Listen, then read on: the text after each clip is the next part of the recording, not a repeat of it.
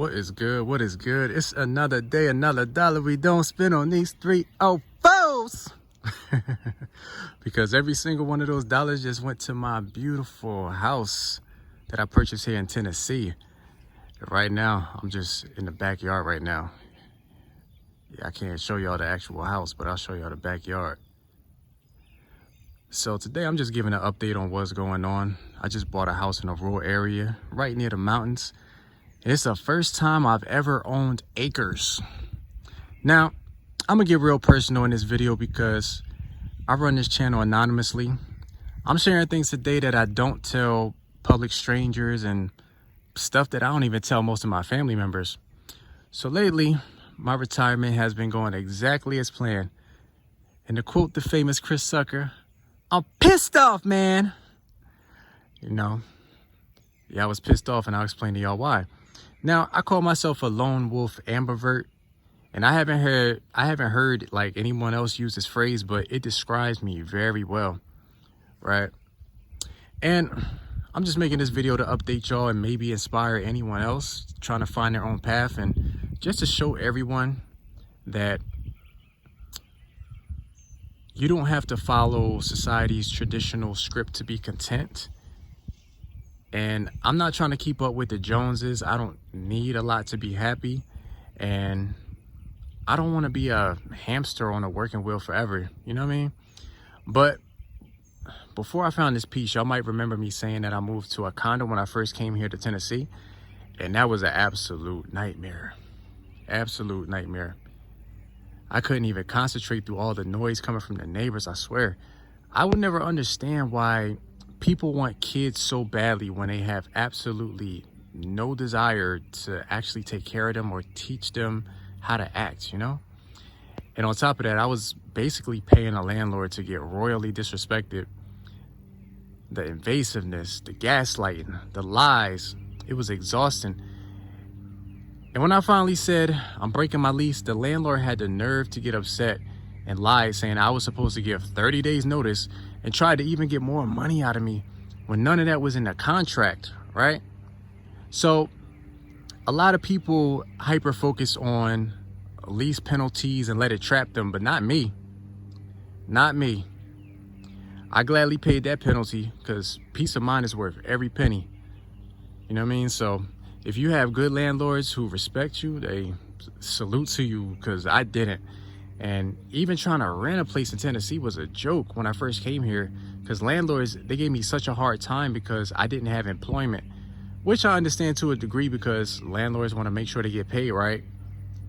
And I explained to them and showed them proof that I don't have to work to comfortably pay rent for the whole year and many more years on top of that. I offered many months of payment in advance. I showed them I had perfect credit. But it didn't matter that I showed them proof of funds. They just made me jump through the hoops. Even one landlord wasted my time having me pay for the background and credit check just to tell me, oh, well, it doesn't matter if you have the money because you could lose it all tomorrow, so you need proof of employment. Yeah, because you could lose it all tomorrow. I'm like, well, you can also lose a job tomorrow, so... But anyways, looking back at all this, it taught me lessons. And let's talk about this house. I'll show you all a little bit more of the property. Check it out, check it out. Yeah. Check it out, check it out. Look at all this. Look at all this. And it's a bunch of deers and stuff that come through here too. I was hoping I was going to be able to get one of them on camera because they come running through here all the time. I got deers. I even got a propane tank. First time having a propane tank too. God damn it, Bobby. The propane grill, the propane accessories. But anyways, I'm getting off track a little bit. Let's talk about this house, right? So now, my home is so new and young. If I told you the age of this home, you'd say it's still in diapers. Oh no, FJT, these new houses are built like crap.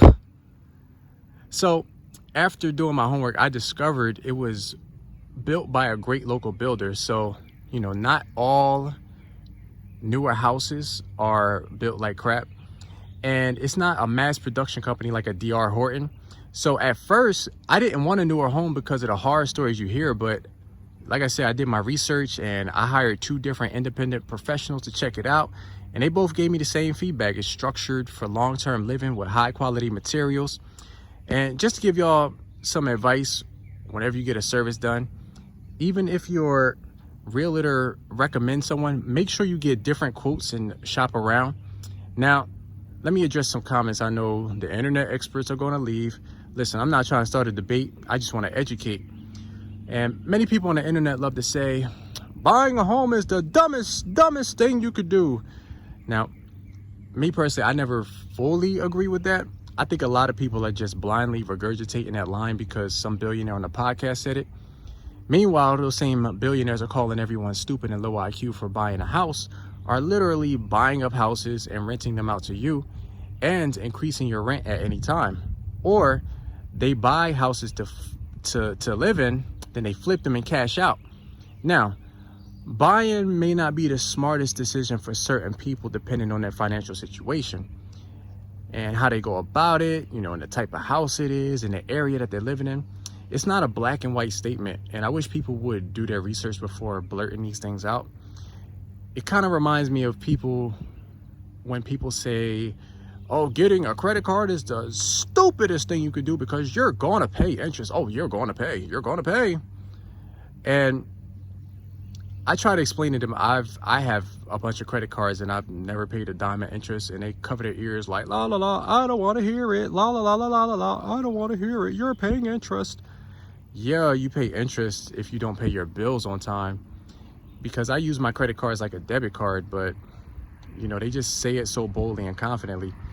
And this is why in my videos, you hear me call people NPCs. It's just no introspection, no independent thought, no research, just blindly repeating things. And you have to decide what works for you based on your lifestyle goals and finances. And personally, I made the most money in my life investing in real estate with my last house. Even with the super high New Jersey property taxes, paying off my last house 26 years early and combining all the repairs. And when you do the math, I still made a huge profit. And it turned out much better buying that house in comparison to renting when I lived in Jersey. And for those who say like, oh, well, what if the market crashes and your home is not worth as much? So I'm in this for long term. I could potentially own this house for the rest of my life. Oh, well, FJT is not smart because you just opened up another mortgage. Nope. I paid a lot less in fees and dealt with 0 headaches because I paid it all cash, no mortgage. That is 2 houses paid off full in my lifetime, and I'm only in my 30s. Car paid off, house paid off, no student loans, perfect credit, and I'm completely debt free. So now the question I always get, well, why Tennessee? Why Tennessee? Why Tennessee? When people ask me in public, I just keep it short to avoid the headache. I just tell them, I was just looking for something different, because I already know the reaction I get if I told them about my early retirement plan. They look at you like you're crazy or like something's wrong with you. Oh, you can't do that. Oh, you're too young. You need to work. Blah, blah, blah, blah. Man, nobody's going to get it. Nor do they want to. Most people automatically say, oh, Tennessee's boring, because to them, the only places that aren't boring are Miami, Los Angeles, New York City, or some island. Anywhere else is too ugly, no place to party, no beaches. Why do we all have to like the same exact things? Why? Why can't we be different? Why is there only one way to live? Why do people always have to project their expectations onto you? I don't want to work my entire life. I don't need to be a billionaire to be happy and content. Even many billionaires are still working nonstop. When is enough money enough? So, man, let me move out the way. I got some bugs flying around me. All right. So anyways, but yeah, so here's the real reason. Like, let me tell y'all the real reason I moved to Tennessee. Now, this is the real reason. Lower cost of living, incredibly low property taxes, the Second Amendment, permitless carry, no state income tax. I keep more money in my pocket, especially with my investments. And plus, I don't have to deal with as much snow as New Jersey, and there are no toll roads. So staying in New Jersey would be it would have been a massive, massive strain on my wallet. Hey, and guess what? With this new house I bought, I'm going to be paying I'm going to be paying more than not 1, not 5, not 8, but 11 times less in property taxes. 11 times less in property taxes each year here compared to Jersey. My state income tax savings fully pay for my property taxes and then some. And moving to this area also lowered my other living costs, like my car insurance and AAA membership and others. And since this is a new home built properly, I shouldn't have maintenance issues for a long time. And well, what if something breaks? Something breaks, I'll just fix it myself. I did the same thing with my last home and saved thousands of dollars by doing so. And this was all a part of my long-term plan. I planned this years ago, and everything is working out exactly how I planned it. And let me address the loneliness thing, because like people that look at what I'm doing call me lonely when I'm not lonely at all. And I even get this in the comment section, like on my channel. I don't even respond to these people. I just shake my head. Like, y'all, please, man, y'all gotta stop doing it. Some of the most praised historical and spiritual figures in history spent their lives in solitude. They were single, had no children, were materialistic, didn't need designer clothes or society's approval. Yet, if those same figures stood in front of people today, they would treat them the exact same way, shame them, blame them, deflect, project. They always say, Jesus this and Jesus that. But if Jesus was standing in front of them today, they'd be roasting him for the outfit that he's wearing. Some would talk bad about him because he's not over 6 feet tall. They say, oh, he's not married. He doesn't have kids. He must not like women. Oh, he's a lonely man who can never be happy. But I don't even go that deep into it with people anymore. It's just pointless. They don't want to have a real debate. They just want to project the name call to put you down so they could feel better about their own life choices. This is why 99% of the time, I don't explain myself to most people. They're just never going to get it. And the half of them that do pretend to get it, only get it in that exact moment. 1 minute they'll say, oh, FJT, I completely understand what you mean. Just do what works best for you. Everyone is different. Yeah. And you think, wow, finally someone gets it. Wow. You know? And then a few weeks or months later, their feelings shift based on how they feel that day. And suddenly they say, oh, well, I just don't understand how you could live your life like this. I think you're lying to yourself. Then they ask you the same exact rhetorical questions they asked months ago, as if you're going to change your answer. It's deflating, it's annoying, and it's completely exhausting. So my advice to the small percentage of like-minded people watching this, just stop explaining yourself. It's a complete waste of your energy. Now, does this mean I'm never going to talk to anybody again? No. I'm not completely cut off from the world, you know? Now, even though my house pretty much has like no neighbors, which I love this. Like, listen to the birds. Listen to nature. Y'all hear that? I hope y'all can hear that through the camera. This is beautiful. Like, I have like no neighbors really. I would say the closest neighbor I have is about like acres away. So I would literally have to probably walk through like trees acres away to get to my neighbor's house. Look at this, beautiful, it's peaceful out here. But yeah, listen, man, I'm not completely cut off from the world. Like, there's people, and majority women that hit my phone like almost every day, and we talk, we cool. You know, I still talk with certain family members every week. And I actually know a older guy, you know, speaking of this, and I've been cool with him for like probably like 13 years. And he's a real solid, good dude. He's married, he's got 4 kids, and his stance has never changed. He always tells me, hey man, I get it. The family lifestyle isn't for everybody. You know, the marriage thing is not for everybody. And we talk on the phone every once in a while. As a matter of fact, I just got off the phone with him like 2 days ago. And he said he would love to move down south, but his wife said no. So he's stuck in New Jersey. And there's a few of you who watch this channel who I talk with behind the scenes over the years. And you know, it's incredibly refreshing to know that a small percentage of you genuinely understand. And y'all been completely consistent in what you say. And, you know, throughout history, people have always been ostracized from their communities if they didn't get married, didn't have kids, whatever, what have you. And some things just never change. Like, my choices challenge their worldview, and people fear what they don't understand. So instead of accepting that different paths exist, they just project their own insecurities onto me. And people look down on me simply because I don't have to work anymore. I travel by myself. I eat by myself. I go on walks by myself. And this is 100% by choice. I love my life and I love my solitude.